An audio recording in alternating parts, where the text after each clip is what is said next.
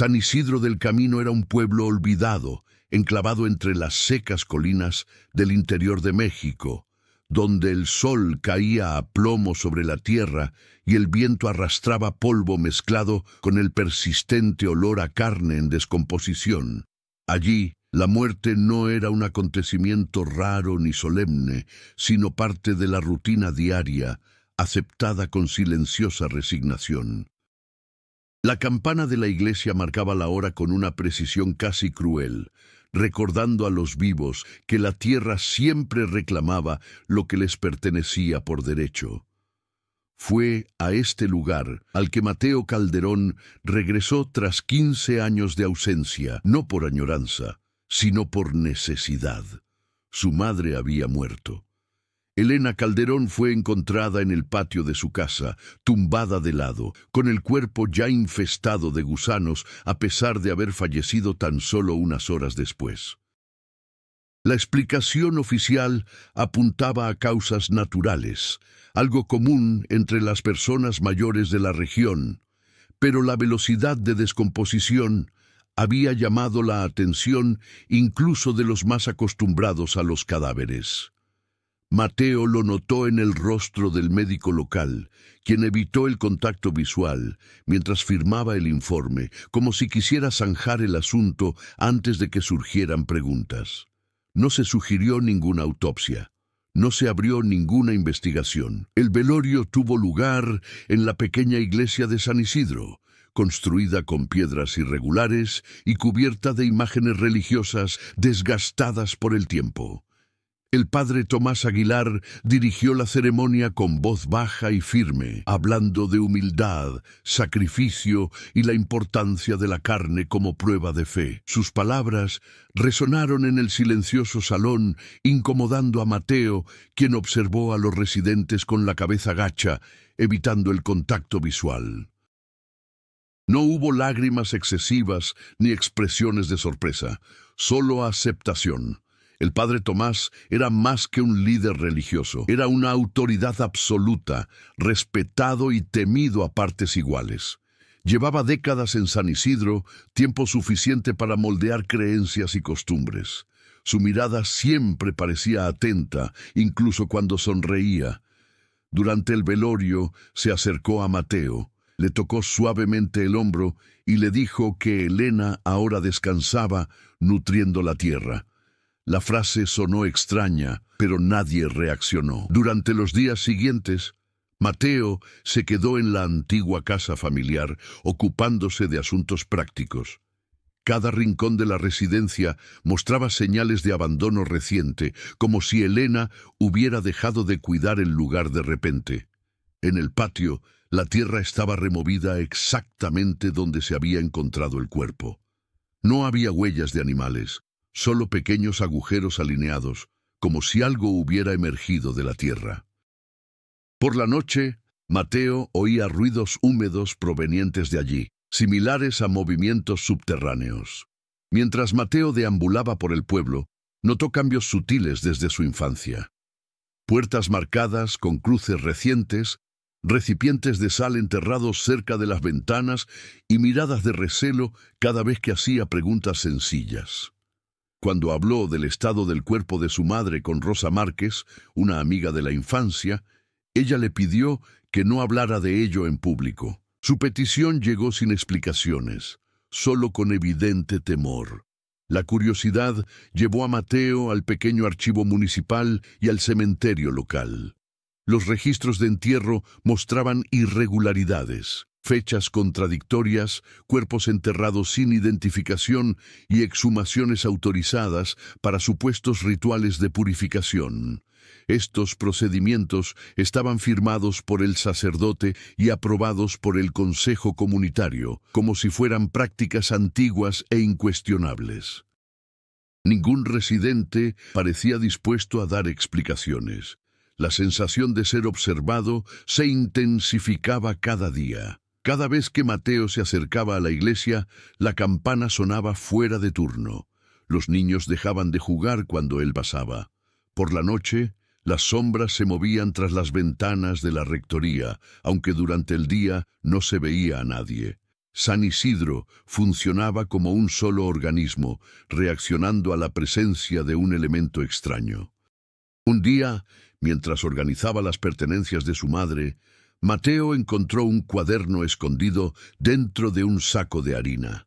Las páginas estaban manchadas de tierra y algo oscuro, posiblemente sangre seca. Elena había escrito poco, pero obsesivamente. Había listas de nombres tachados, fechas repetidas y observaciones sobre las reuniones nocturnas en la iglesia.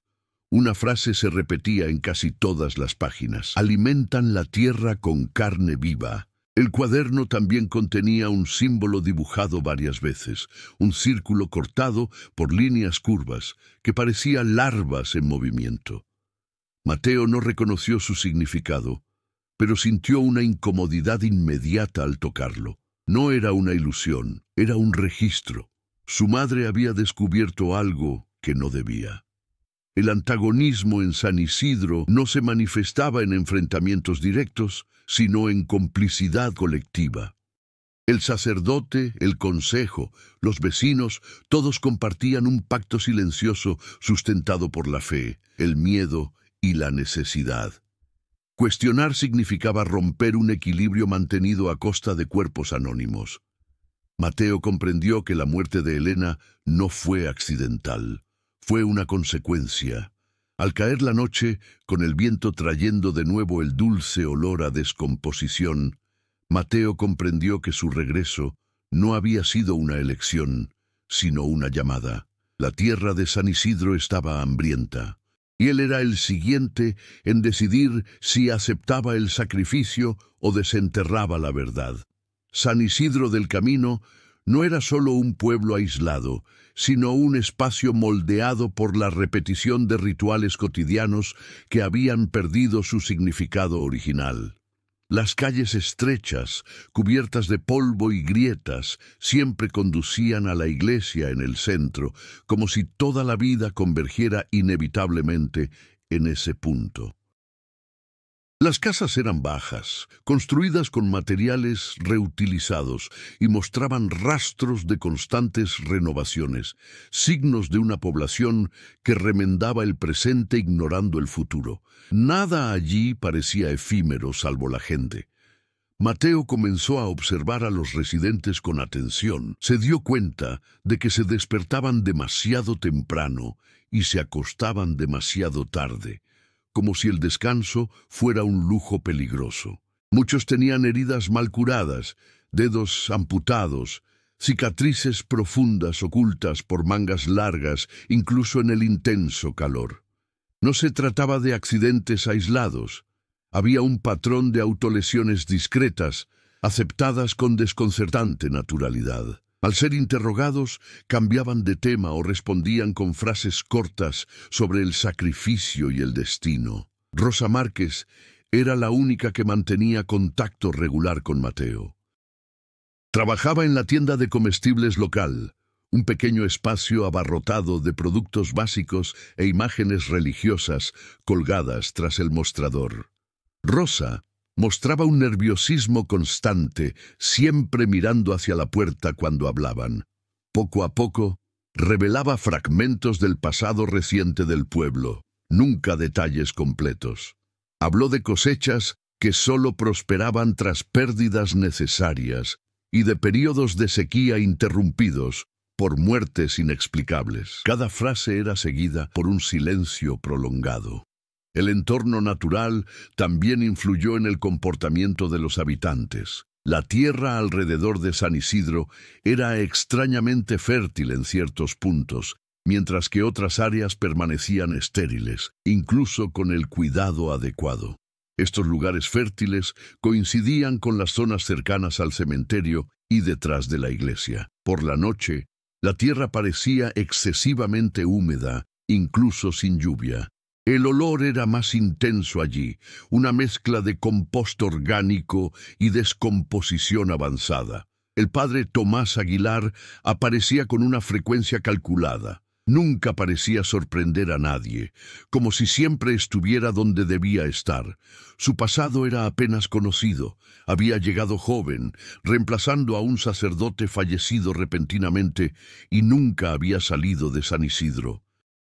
Llevaba sus propios registros, guardados en la sacristía, y era responsable de autorizar entierros, exhumaciones y ceremonias especiales. Su discurso público era sereno, pero sus acciones revelaban un control absoluto sobre el ritmo de la comunidad.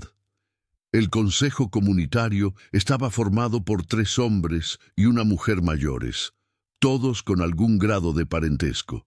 Se reunían semanalmente con el sacerdote, siempre al atardecer. Las decisiones tomadas nunca se anunciaban formalmente, pero todos parecían saber qué hacer al día siguiente.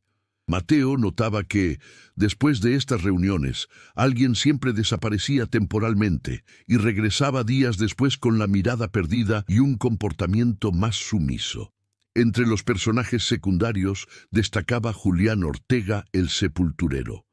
Hombre delgado y de habla escasa, llevaba más de 20 años trabajando en el cementerio. Julián conocía cada rincón de la tierra y parecía incómodo cuando Mateo se acercaba a las tumbas más antiguas. Tenía las manos siempre sucias y las uñas manchadas de negro, imposibles de borrar. A pesar de su silencio, sus ojos denotaban un cansancio extremo, como si cargara con un peso que no podía compartir. La integración cultural de San Isidro con las tradiciones mexicanas se vio distorsionada. Festividades como el Día de Muertos se celebraban con una intensidad exagerada, pero sin alegría. Las ofrendas incluían no solo comida y velas, sino también objetos personales recientes, como ropa aún usada y fotografías sin envejecer. Mateo notó que muchos altares contenían imágenes de personas aún vivas, algo de lo que nadie hablaba abiertamente. Elena Calderón comenzaba a cobrar una nueva dimensión en la memoria de Mateo. Hablando con viejos conocidos, descubrió que su madre había empezado a asistir a la iglesia con menos frecuencia en los últimos meses de su vida. También se había negado a participar en ciertos servicios nocturnos, alegando problemas de salud. Esta negativa había sido mal recibida por el consejo, que había comenzado a presionarla con frecuentes visitas y veladas insinuaciones de castigo divino. El entorno social de San Isidro funcionaba mediante la vigilancia mutua. A los niños se les enseñaba desde pequeños a no hacer preguntas. Los jóvenes que mostraban una curiosidad excesiva terminaban abandonando el pueblo o desapareciendo temporalmente. Los que regresaban nunca hablaban de lo que habían visto en otros lugares. El aislamiento no era solo geográfico, sino también psicológico, construido a lo largo de generaciones. Mateo se dio cuenta de que cada personaje cumplía una función específica en ese macabro ecosistema. El sacerdote guiaba, el consejo legitimaba, los habitantes obedecían y la tierra recibía. Cualquier desequilibrio se corregía con una velocidad aterradora. San Isidro no sobrevivió a pesar del sacrificio, sobrevivió gracias a él. A medida que profundizaba su comprensión, Mateo se dio cuenta de que no se enfrentaba a individuos aislados, sino a todo un sistema sustentado por el miedo, la fe distorsionada y la necesidad. Y su presencia comenzaba a amenazar mecanismos demasiado antiguos como para ser cuestionados sin consecuencias. El conflicto en San Isidro del Camino dejó de ser una simple sospecha cuando Mateo se dio cuenta de que sus acciones comenzaban a generar respuestas inmediatas. Tras consultar los registros del cementerio por segunda vez, encontró la puerta del archivo municipal cerrada con un nuevo candado, sin advertencia ni justificación. El empleado que antes le había permitido el acceso ahora evitaba el contacto visual y afirmaba obedecer órdenes superiores. El cambio fue demasiado rápido para ser casualidad. Esa misma tarde, Mateo encontró su casa con claras señales de haber sido forzada. No habían robado nada, pero los objetos estaban fuera de lugar. El cuaderno de Elena permanecía oculto, intacto, lo que indicaba que la visita no era para obtener pruebas, sino para intimidar. En el patio, la tierra había sido removida de nuevo, esta vez formando un círculo casi perfecto. El olor a descomposición era más intenso, y pequeños insectos se acumulaban en la superficie, incluso bajo el intenso sol. Mateo decidió confrontar a Julián Ortega, el sepulturero. Lo encontró en el cementerio, cavando una tumba poco profunda al anochecer. Al mencionar el nombre de Elena, Julián dudó. Le temblaban las manos y le pidió a Mateo que se fuera antes del anochecer. Al presionarlo, solo reveló que había cosas enterradas allí que no constaban en los registros oficiales. Antes de que pudiera decir más, sonó la campana de la iglesia, interrumpiendo la conversación. Julián dejó caer la pala y se alejó sin mirar atrás. Los obstáculos se hicieron más directos. Rosa fue reprendida públicamente durante una misa, acusada de negligencia espiritual. El mensaje fue claro, aunque no se mencionaron nombres. Después de eso, evitó a Mateo durante días, limitándose a breves saludos con la cabeza. El aislamiento comenzaba a pasar factura. Mateo sentía el peso de estar solo contra una estructura que se movía de forma coordinada. El conflicto cobró una nueva dimensión cuando un niño desapareció. Miguel, de 8 años, fue visto por última vez jugando cerca de la parte trasera de la iglesia. La búsqueda oficial duró solo unas horas y concluyó con la explicación de que el niño se había fugado con parientes lejanos. Ningún adulto pareció convencido, pero nadie protestó. A la mañana siguiente, el suelo detrás de la iglesia estaba fresco, recién cubierto. Mateo intentó contactar con autoridades externas, pero no había señal de celular y la carretera principal estaba parcialmente bloqueada por trabajos de emergencia. El aislamiento físico reforzaba el psicológico. San Isidro no permitía interferencias. Cada intento de romper el silencio resultaba en nuevos obstáculos, más sutiles y peligrosos. El padre Tomás finalmente buscó a Mateo directamente. Lo visitó de noche, sin previo aviso. Se sentó a la mesa de la cocina y observó el entorno con intensa atención. Habló sobre la importancia del equilibrio, sobre las comunidades que sobreviven porque comprenden su papel en el ciclo natural. No hubo amenazas explícitas, solo la sugerencia de que cuestionar demasiado podría tener consecuencias no solo para Mateo, sino para los demás. La visita terminó con una advertencia velada. La tierra reconoce a quienes la respetan. Tras ese encuentro, Mateo empezó a ser seguido. Cada vez que salía de casa, percibía la presencia de alguien a lo lejos. Las sombras parecían moverse con mayor frecuencia. Por la noche, los sonidos en el patio se intensificaban como si algo se alimentara bajo tierra. El conflicto dejó de ser una investigación para adquirir un carácter de supervivencia. Mateo encontró nuevos nombres en el cuaderno de su madre, algunos tachados recientemente, a pesar de que Elena llevaba semanas muerta. Esto indicaba que alguien había continuado el registro. La lista incluía residentes de larga data, jóvenes e incluso niños. El patrón revelaba elecciones estratégicas, no aleatorias. Cada nombre parecía corresponder a momentos específicos de prosperidad o crisis en el pueblo. El conflicto se intensificó cuando Rosa apareció herida en el supermercado con cortes superficiales en los brazos. No dio explicaciones, pero dejó claro que había participado en algo contra su voluntad. Le entregó a Mateo un pequeño objeto robado de la iglesia, un medallón con el mismo símbolo dibujado en el cuaderno. Le pidió que se fuera mientras aún pudiera. Mateo se dio cuenta de que cada personaje secundario añadía una capa al conflicto principal. Julián cargaba con la culpa, Rosa con el miedo, el consejo con la conveniencia. Todos giraban en torno a un mismo núcleo, la necesidad de alimentar la tierra para mantener vivo a San Isidro. No era fe ciega, sino un sistema que había funcionado durante décadas. La tensión emocional cambió. Mateo dejó de buscar respuestas y comenzó a planificar acciones. Sabía que cada paso debía ser calculado. El conflicto no permitía errores. San Isidro reaccionó como un organismo herido, decidido a eliminar las amenazas internas. Al final de esa semana, mientras contemplaba el atardecer tras la iglesia, Mateo comprendió que la investigación había traspasado un límite irreversible.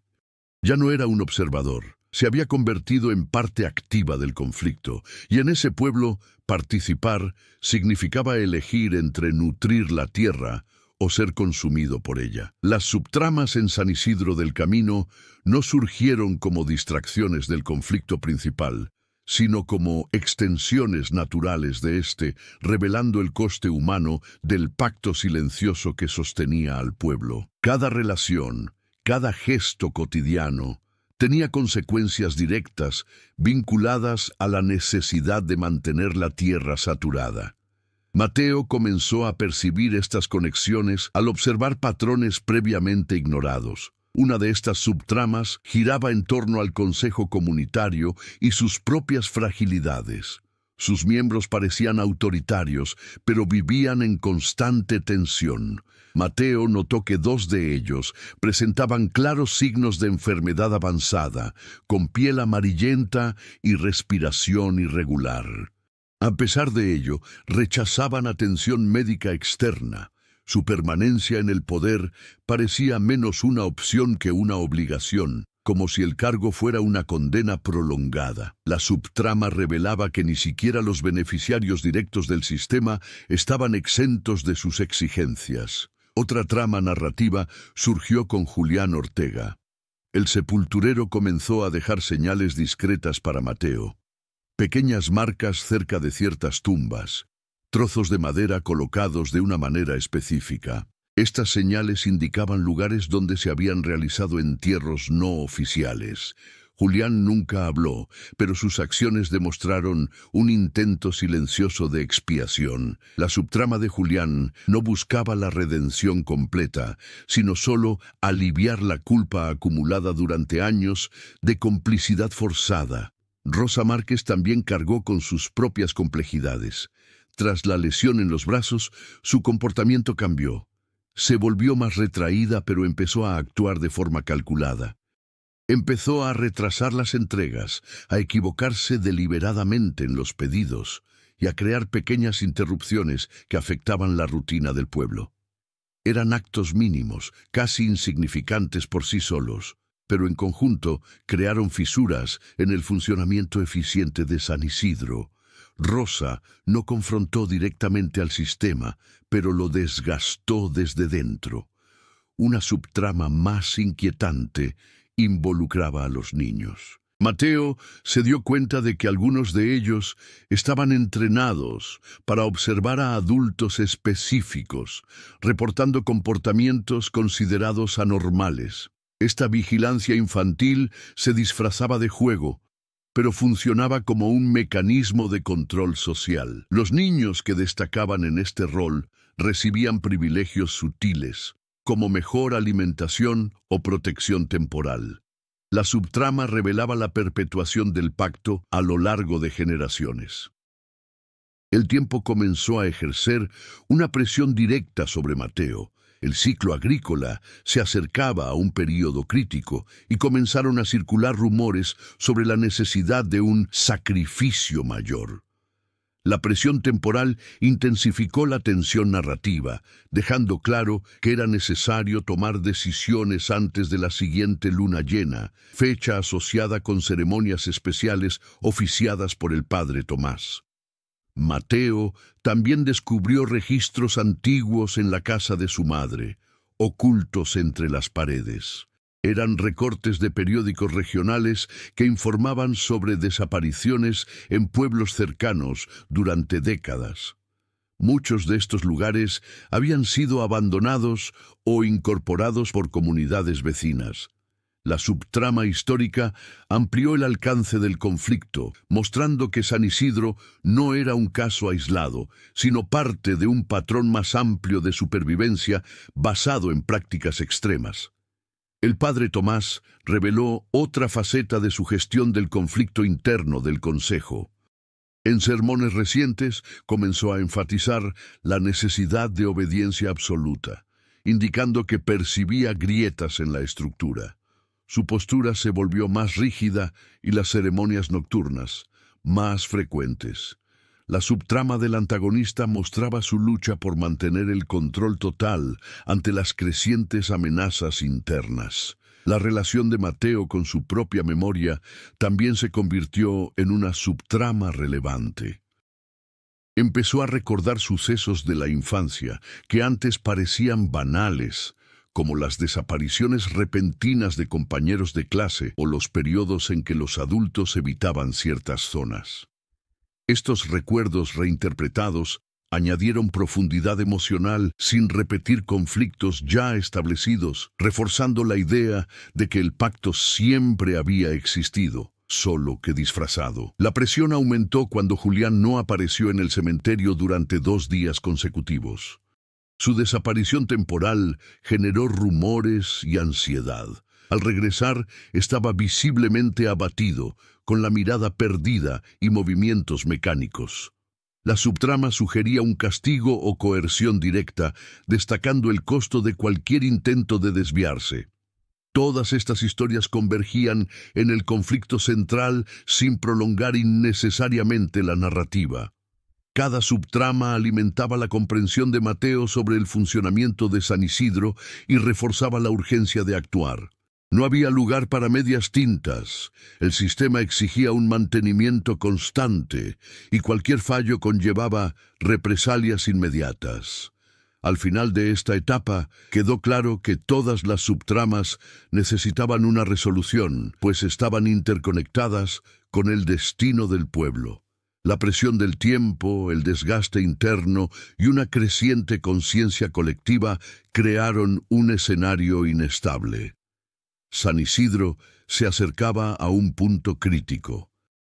Y Mateo sabía que pronto alguien tendría que pagar el precio máximo para mantener o romper ese macabro equilibrio. El punto de inflexión en San Isidro del Camino se produjo de forma abrupta, sin previo aviso ni preparación, como todo en ese pueblo. Mateo se dio cuenta de que algo había cambiado al despertar y encontrar la puerta de su casa abierta de par en par, con vistas al patio trasero. Durante la noche, nadie había hecho ningún esfuerzo por ser discreto. No había señales de entrada forzada, solo el silencioso mensaje de que las barreras habían dejado de existir. En el centro de la cocina, sobre la mesa, estaba el medallón que Rosa le había regalado días antes. No lo había dejado allí. El objeto estaba limpio, pulido, como si hubiera sido preparado para una presentación ritual. No era una amenaza, era una citación. Mateo salió de casa antes del amanecer, impulsado por una mezcla de miedo y determinación. El pueblo parecía suspendido, sin sus sonidos habituales. Ni gallos, ni pasos, ni campanas, solo el viento, con el aroma dulzón que ya reconocía como presagio de una muerte reciente. Al acercarse a la iglesia, notó que la puerta lateral estaba abierta, algo inusual fuera de las horas de servicio. Dentro encontró al consejo comunitario reunido en silencio.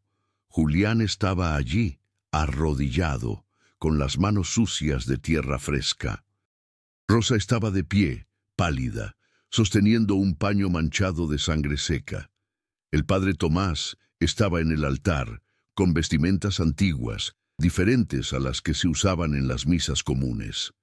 La presencia de Mateo no fue ninguna sorpresa. Lo esperaban. El sacerdote comenzó el ritual sin largos discursos. Habló solo lo necesario, explicando que San Isidro enfrentaba un grave desequilibrio. La tierra exigía más de lo habitual. Las futuras cosechas dependían de una ofrenda significativa, algo que restaurara la armonía rota por la reciente negativa de ciertos miembros de la comunidad.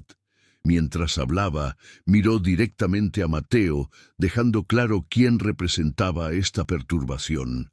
La revelación central llegó cuando el sacerdote mencionó a Elena Calderón, Admitió, sin emoción, que había sido elegida meses antes como parte de un ritual mayor.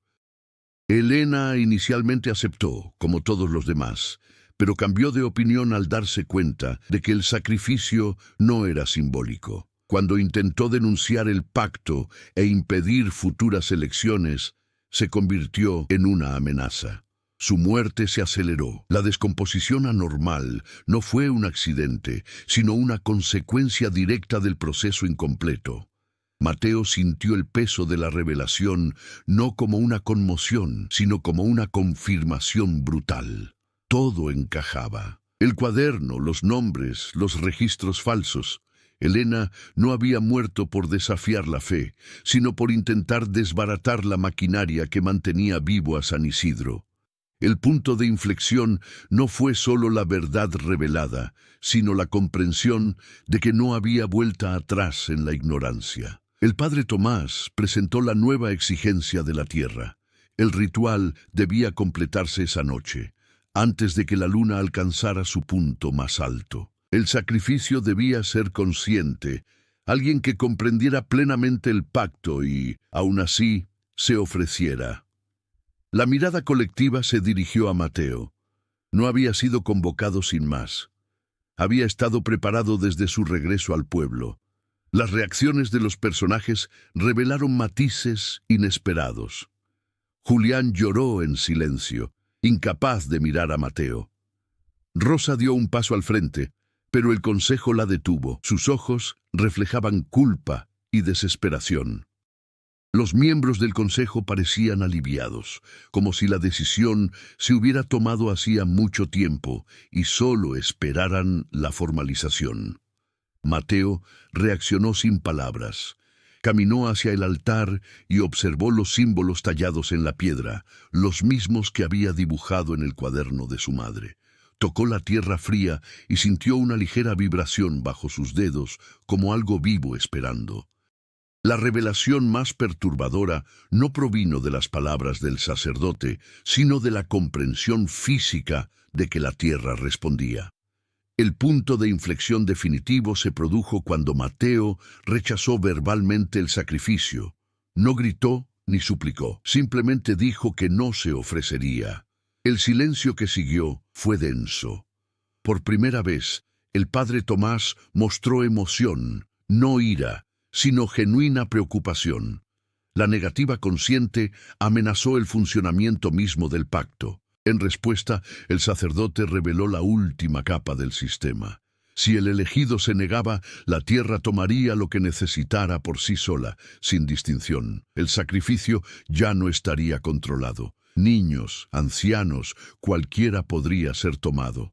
La elección ya no era individual, sino colectiva. La negativa de Mateo puso a todos en riesgo inmediato. Esta revelación alteró por completo la dinámica. El conflicto dejó de ser entre Mateo y la comunidad.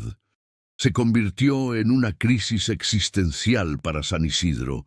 Rosa gritó por primera vez, rompiendo años de silencio.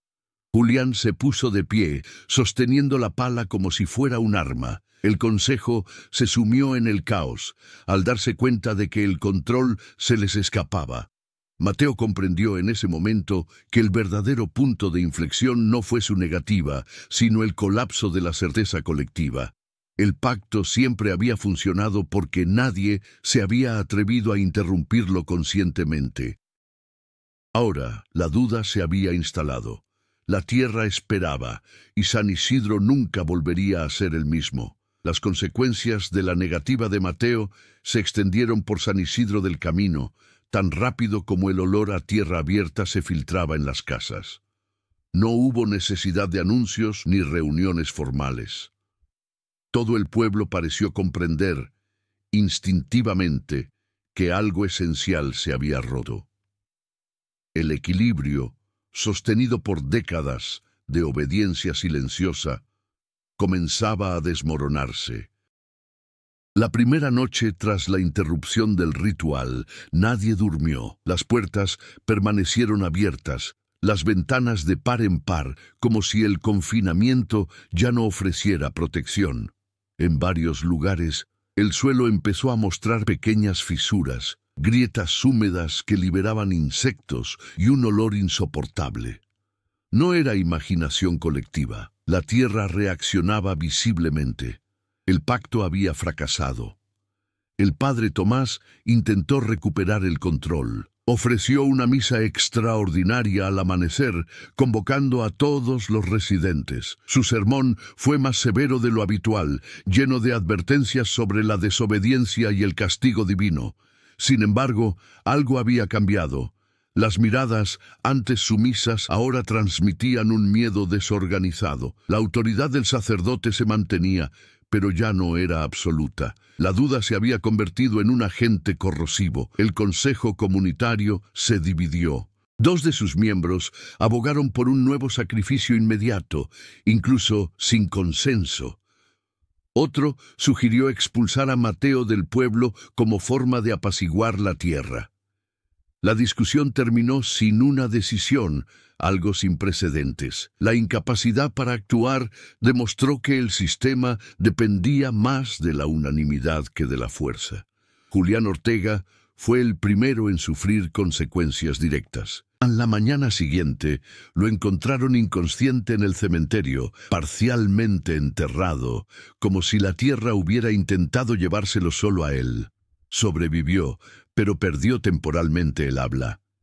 Su condición se convirtió en una advertencia silenciosa de lo que sucedía cuando fallaba el control humano. La culpa que cargaba ahora se manifestaba físicamente. Rosa Márquez enfrentó una reacción social inmediata. Los clientes dejaron de frecuentar el supermercado y le pintaron símbolos en la puerta en plena noche. A pesar de ello, no se rindió. Empezó a ayudar a Mateo más abiertamente, brindándole información sobre ceremonias antiguas y desapariciones no denunciadas. La relación entre ambos dejó de ser una simple confianza cautelosa para convertirse en una alianza explícita. Las reacciones emocionales de los habitantes iban del pánico a la negación. Algunos intentaron realizar pequeños rituales improvisados, enterrando animales u ofreciendo objetos personales a la tierra. Otros comenzaron a rezar incesantemente, como si la repetición pudiera reemplazar el sacrificio. Nada funcionaba. La tierra permanecía inquieta, exigente, indiferente a los intentos humanos de apaciguamiento parcial. Mateo se convirtió en el centro visible de las consecuencias. Los niños lo observaban con curiosidad mezclada con miedo. Los adultos evitaban cruzarse en su camino. Ya no era solo un forastero que regresaba, sino el catalizador del colapso. Cada paso que daba parecía resonar en el pueblo. La presión psicológica aumentó, pero, paradójicamente, también su claridad. Ahora veía las reacciones como síntomas de un sistema en crisis. El entorno físico reflejaba el caos interno. Los cultivos comenzaron a pudrirse antes de la cosecha.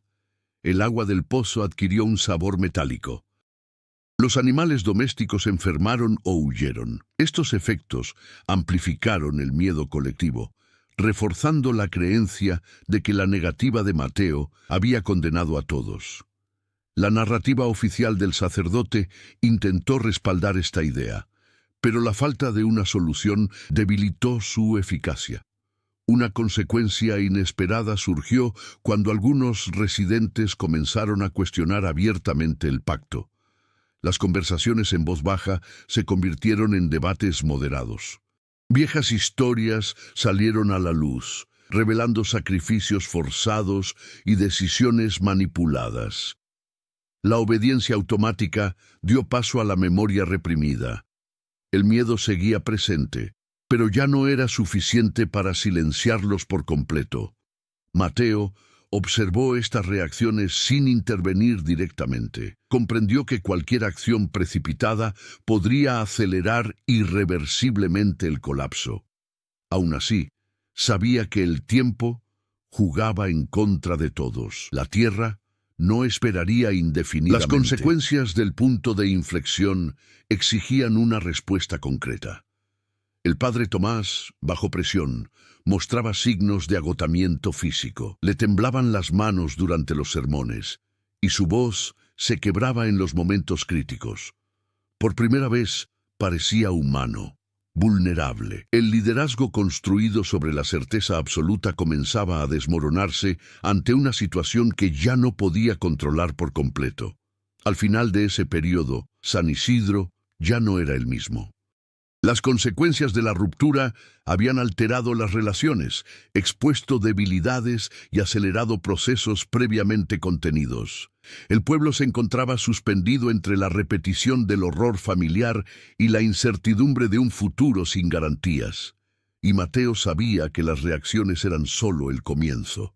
La siguiente etapa requeriría acción consciente, crecimiento y confrontación directa con aquello que alimentaba el hambre de la tierra. El punto de inflexión en San Isidro del Camino no comenzó con gestos heroicos ni grandes decisiones, sino con cambios sutiles en el comportamiento de Mateo.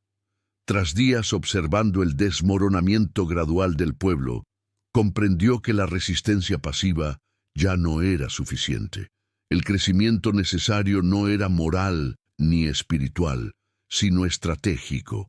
Necesitaba actuar dentro de las reglas distorsionadas del sistema para desmantelarlo. Mateo comenzó a moverse por el pueblo con más naturalidad, abandonando su postura defensiva.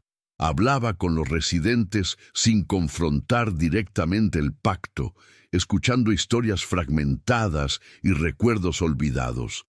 En lugar de acusar, hacía preguntas sencillas, permitiendo que las contradicciones afloraran por sí solas. Este cambio de enfoque redujo la hostilidad inmediata y abrió pequeñas brechas para el diálogo. La relación con Rosa evolucionó de una tensa alianza a una colaboración activa. Juntos mapearon fechas, ciclos agrícolas y ceremonias asociadas con periodos de prosperidad. Descubrieron que los sacrificios seguían criterios no solo espirituales, sino también políticos. Las personas que cuestionaban las decisiones del Consejo o amenazaban el statu quo eran elegidas con mayor frecuencia. El crecimiento de Mateo implicó comprender que el terror era una herramienta de control, no de devoción.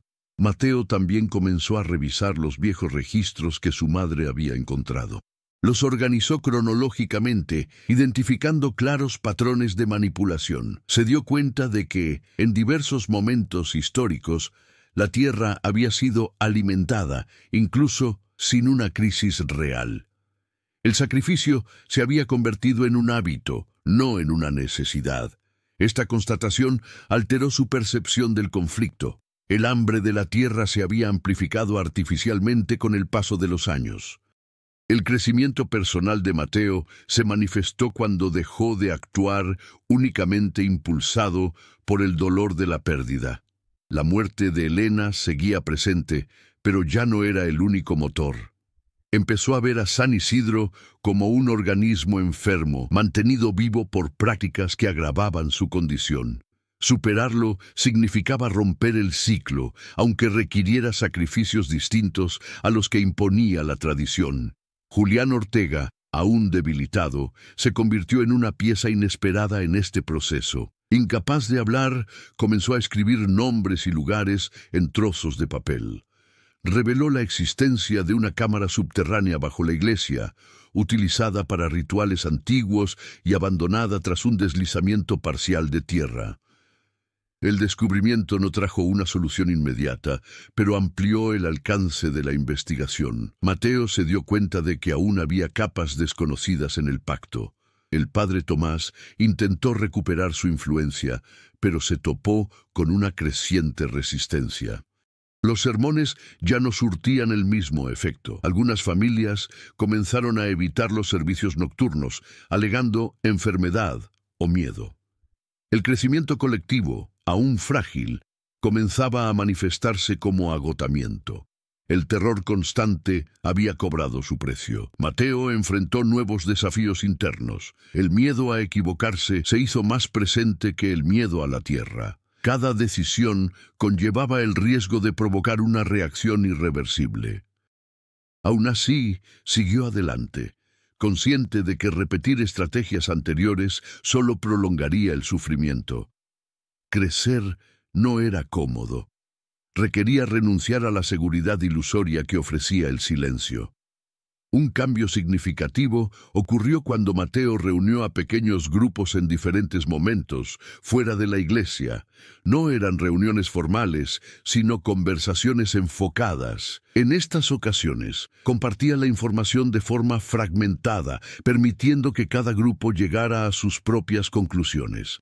Este enfoque evitó las confrontaciones directas y redujo la posibilidad de una denuncia inmediata. El comportamiento de Mateo empezó a influir en los demás. Rosa se volvió más asertiva. Julián, más cooperativo. Incluso los miembros del consejo dudaban en imponer castigos severos. El crecimiento del protagonista no se hizo visible en sus discursos, sino en la silenciosa reorganización de las relaciones de poder. La tierra, aunque aún inestable, mostró señales de estabilización temporal. Las fisuras no se expandieron y el olor disminuyó ligeramente. Esto sugería que la hambruna no fue inmediata, reforzando la teoría de que el pánico se había fomentado deliberadamente. Este hallazgo reforzó la convicción de Mateo y sus aliados. Al final de ese periodo, Mateo ya no era el hombre que había regresado al pueblo solo para enterrar a su madre. Se había convertido en un agente consciente del cambio, alguien dispuesto a afrontar las consecuencias sin recurrir a las prácticas que condenaba. Su superación no consistió en conquistar la tierra, sino en negarse a alimentarla como ésta lo exigía. San Isidro aún estaba lejos de la liberación. El sistema resistió, se adaptó y ejerció presión, pero algo esencial había cambiado. El miedo absoluto había dado paso a la duda estructurada, y Mateo comprendió que este crecimiento, aunque lento, era irreversible. El siguiente paso requeriría una preparación minuciosa, pues la confrontación final se acercaba. Los preparativos para el enfrentamiento final en San Isidro del Camino no se concretaron en planes explícitos ni anuncios públicos, sino en ajustes silenciosos que alteraron el ritmo del pueblo. Mateo comprendió que cualquier movimiento brusco provocaría una reacción inmediata del sistema, aún vigente. Era necesario avanzar sin desatar el pánico colectivo ni ofrecer al padre Tomás una justificación clara para recuperar el control por la fuerza. El primer paso fue resolver las subtramas pendientes que podrían desestabilizar el momento decisivo. Julián Ortega fue llevado a la vieja casa de un pariente lejano, lejos del cementerio y la iglesia. Su ausencia se explicó como una enfermedad grave, algo tan común que no levantó sospechas inmediatas. Al sacarlo del centro del ritual, Mateo redujo el riesgo de que volviera a ser utilizado como instrumento del pacto. Rosa Márquez asumió un papel más activo en la organización práctica de la aldea. Comenzó a coordinar la distribución de alimentos y agua, creando una red informal de cooperación entre familias que ya mostraban signos de cansancio con el antiguo sistema. Estos gestos no parecían revolucionarios, pero reforzaron la idea de que la supervivencia no dependía exclusivamente del sacrificio. La tensión aumentó, pero ahora acompañada de una alternativa concreta. Mateo se centró en la cámara subterránea bajo la iglesia, revelada por Julián. Sin anunciar ningún descubrimiento, comenzó a observar los accesos, los horarios en que la iglesia estaba vacía y los patrones de vigilancia. Descubrió que el padre Tomás evitaba ese espacio, considerándolo algo anticuado, quizás peligroso. Esta negligencia se convirtió en una ventaja estratégica. El clímax no llegaría donde todos esperaban. El tiempo se convirtió en un factor crítico. La siguiente luna llena se acercaba rápidamente y los rumores de un ritual final circulaban con mayor insistencia. Incluso quienes cuestionaban el pacto temían lo que pudiera suceder si no se hacía nada. La presión del tiempo aceleraba las decisiones y volvía el entorno más inestable. Cada día, sin una solución, aumentaba el riesgo de violencia espontánea. Mateo evitó los discursos incendiarios. En cambio, dirigió acciones prácticas. Animó a las familias a mantener a los niños dentro de casa por la noche, a evitar la zona de la iglesia y a no acudir a citaciones no oficiales. Estas sencillas medidas crearon un sentido de resistencia colectiva sin confrontación directa. El sistema comenzaba a fallar en su capacidad de movilización total. El padre Tomás percibió el cambio en el ambiente, intensificó sus sermones, convocó reuniones de emergencia e intentó restaurar el miedo como su principal arma. Sin embargo, la repetición de amenazas sin resultados concretos debilitó su impacto. La tensión aumentó, pero ahora era difusa, impredecible, difícil de controlar.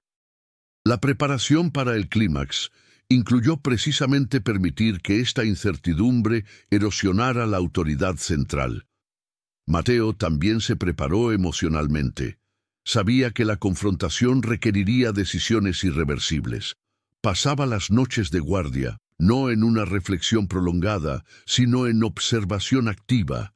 Escuchaba los sonidos de la tierra, medía los cambios en el entorno y evaluaba las reacciones humanas. Su crecimiento previo le permitía actuar sin parálisis, pero no sin un coste psicológico.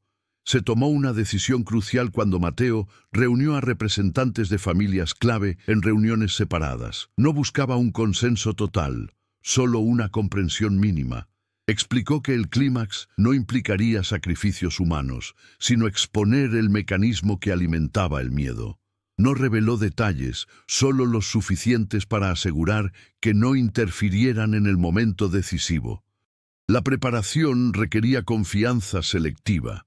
El entorno físico reflejaba la tensión acumulada. El cielo permanecía nublado, el aire pesado, como si la naturaleza misma esperara una resolución.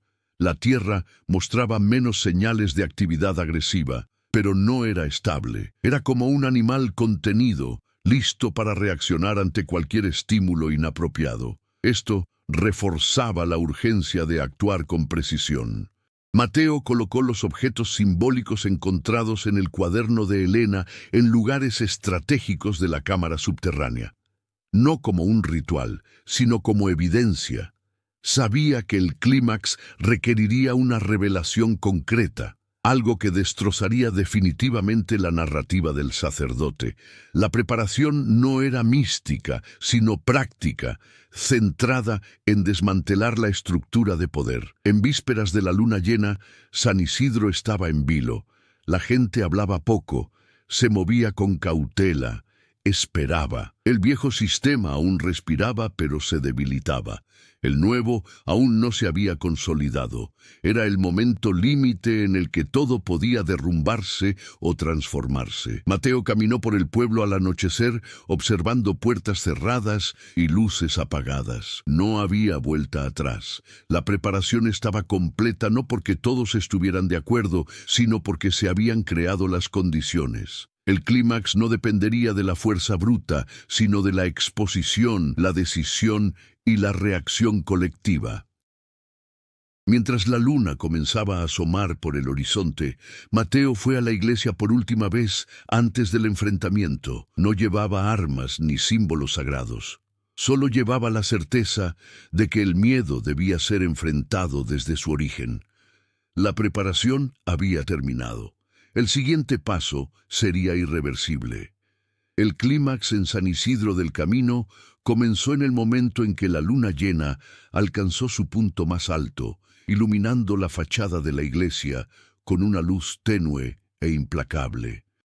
El pueblo permaneció en absoluto silencio, como si todos contuvieran la respiración al mismo tiempo. Mateo entró por la puerta lateral sin resistencia, cruzando el oscuro pasillo que conducía al altar. El padre Tomás ya estaba allí, acompañado por el consejo comunitario y algunos residentes escogidos. El ritual había comenzado. Velas dispuestas en círculo iluminaban el suelo de piedra donde se había dibujado el antiguo símbolo con cenizas y sangre seca. El ambiente estaba cargado de calor y olor a tierra húmeda.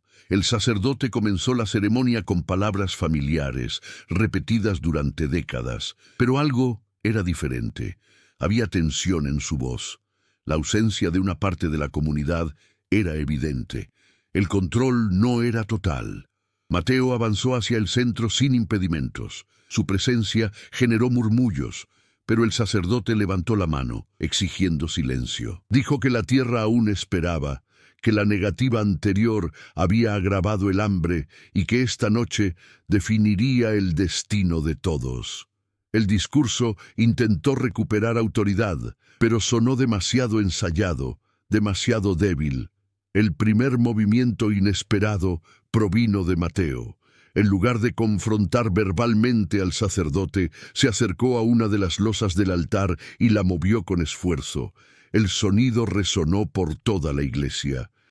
Bajo la piedra se reveló la entrada a la cámara subterránea, algo que pocos sabían que existía allí.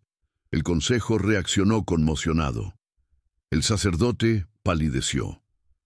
Mateo bajó primero con una linterna. Algunos residentes lo siguieron, impulsados más por la curiosidad que por la valentía.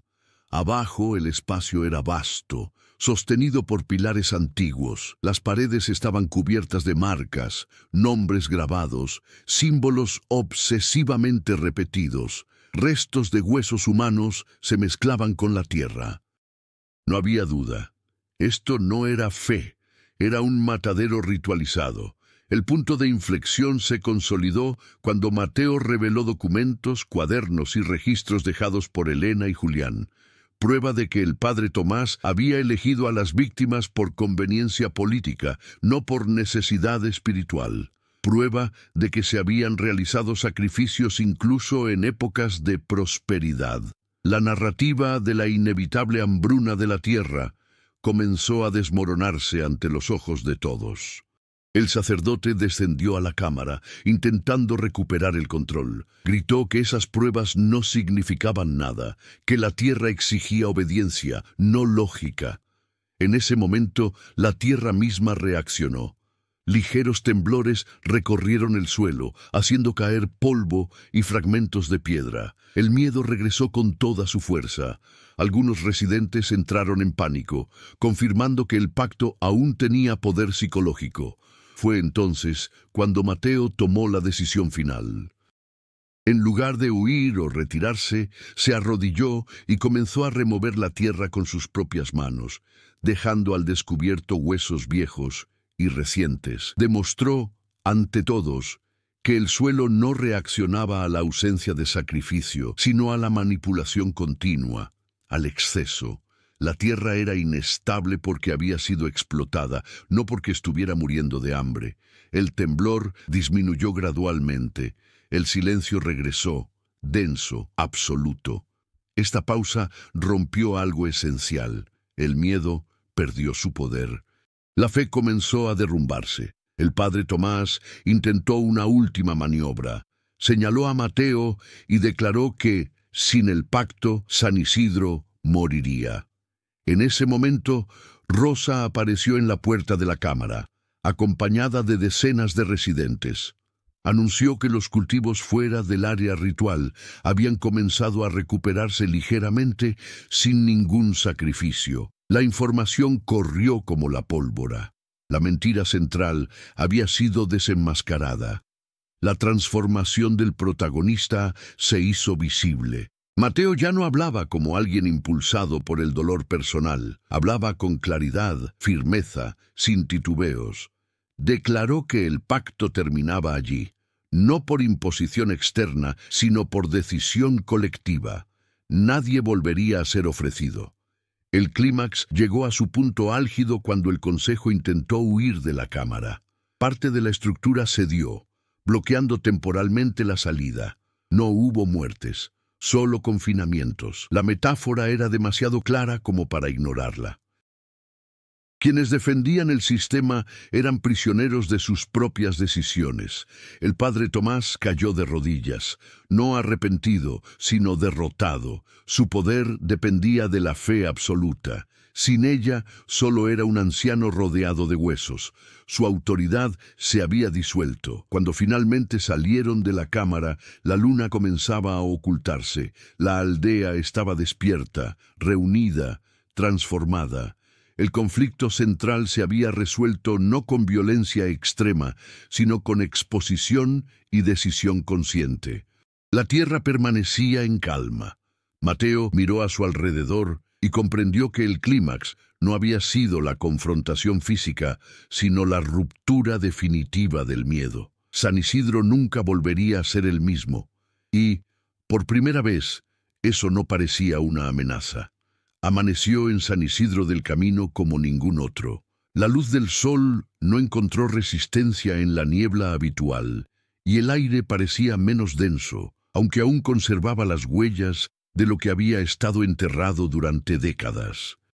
El pueblo despertó lentamente, como un cuerpo inseguro de si estaba curado o simplemente entumecido tras un dolor que había durado demasiado. La noche anterior no había terminado en celebración, sino en un silencio reflexivo. Las consecuencias finales comenzaron a manifestarse de forma práctica e inmediata. El padre Tomás fue aislado en la antigua rectoría, no por venganza, sino por necesidad. Sin autoridad formal, se había convertido en un símbolo demasiado peligroso para circular libremente. El Consejo Comunitario se disolvió informalmente, y sus miembros evitaron cualquier intento de retomar el liderazgo. No hubo juicios públicos ni castigos ejemplares. El peso de la exposición ya había sido suficiente. Mateo observó estos cambios sin intervenir directamente.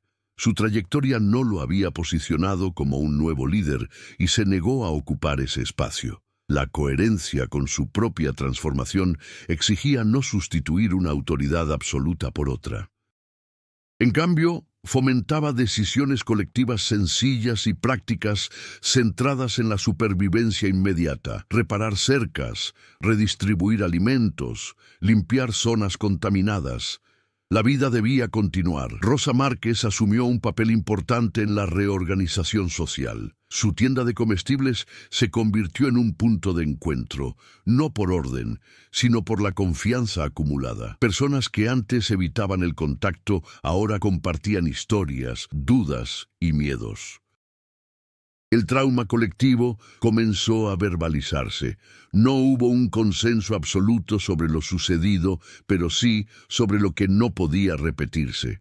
Julián Ortega, aún débil, fue sacado de San Isidro por familiares lejanos. Su partida simbolizó el cierre de un ciclo. El cementerio permaneció cerrado durante días, no por respeto religioso, sino por necesidad de ruptura. La tierra necesitaba descanso tanto como la gente. Los cultivos comenzaron a mostrar signos lentos pero constantes de recuperación fuera de las zonas previamente utilizadas para rituales.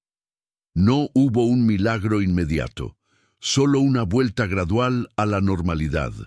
Este proceso reforzó la comprensión de que la prosperidad no dependía del sacrificio humano, sino del cuidado continuo. La vieja narrativa perdió fuerza ante la evidencia cotidiana. Mateo visitó el patio de su antigua casa por última vez antes de decidir su futuro. La tierra aún tenía cicatrices, pero ya no se movía bajo sus pies. Enterró allí el cuaderno de Elena, no como señal de olvido, sino como cierre. La historia de su madre ya no necesitaba ser una prueba. Se había convertido en parte de la memoria colectiva del pueblo. El impacto a largo plazo comenzó a tomar forma en los meses siguientes. Los jóvenes empezaron a irse de San Isidro por decisión propia, no por una huida silenciosa. Algunos regresaron, otros no. La circulación de ideas externas trajo consigo nuevos conflictos, pero también nuevas posibilidades. El aislamiento dejó de ser la norma absoluta. La Iglesia permaneció en pie, pero se despojó de los símbolos vinculados a la alianza. Se convirtió en un espacio neutral, utilizado ocasionalmente para reuniones comunitarias. Para algunos, la fe perduró. Para otros, fue abandonada. La coherencia de la conclusión residió precisamente en esta diversidad. Ya no hubo imposición alguna. Mateo decidió irse. Su presencia constante podía consolidar dependencias indeseadas. Antes de irse, caminó por las calles de San Isidro, observando a los niños jugar sin demasiada supervisión, a los adultos conversar sin susurrar. El miedo no había desaparecido por completo, pero ya no controlaba todos sus movimientos. El viaje del protagonista no culminó con una victoria absoluta ni una redención total. Terminó con una responsabilidad cumplida. No había salvado la aldea solo, ni había borrado por completo sus cicatrices. Simplemente interrumpió un ciclo y devolvió la decisión al pueblo. El antagonismo final se reveló no como una figura aislada, sino como un sistema sustentado por la conveniencia y el terror. Una vez expuesto, perdió su poder. La coherencia de la conclusión residía en esta simple comprensión.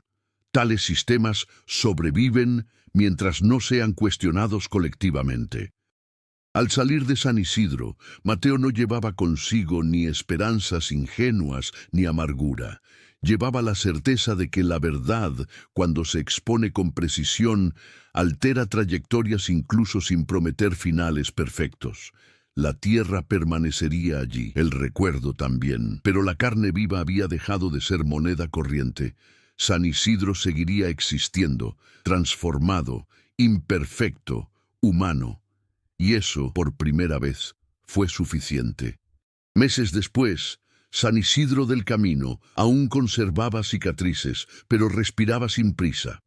Las colinas permanecían secas, pero la tierra ya no rezumaba hambre. Algunas casas permanecieron vacías, otras adquirieron nuevas voces. El sacerdote nunca recuperó su influencia, y el antiguo pacto se convirtió en una advertencia silenciosa. Mateo, a lo lejos, aprendió por cartas que el pueblo sobrevivía sin sacrificios. Nada era completamente justo, nada completamente seguro. Sin embargo, por primera vez, nadie tuvo que morir para que el maíz creciera.